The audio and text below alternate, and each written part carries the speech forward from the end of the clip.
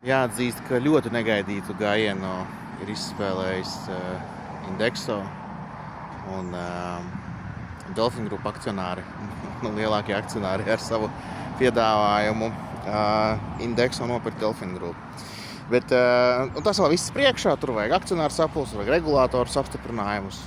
Gan jau, ka viss būs, tāpat vien jau to visu nedara, bet man jautājums, vai tāds mazliet pretjautājums par pašreizējo Indexo akciju piedāvājumu, kur reklāmā.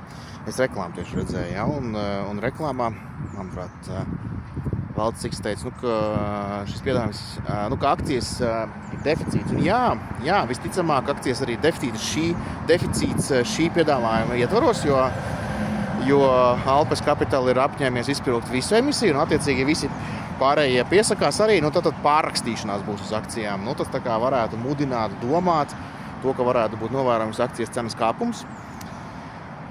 Viņš jau šobrīd akcija nav ļoti pieaugusi, ja būtu tiešām tāds patiesas deficīts, tad akcijas cena varētu kāpt, bet kur es redzu, vai man ir atvērti jautājumi par to, kāda varētu būt akcijas cenas izmaiņas pēc tam, kad notiek īsti ieplānotie darījumi. Tur ir savi aspekti, kāpēc tas tā varētu notikt.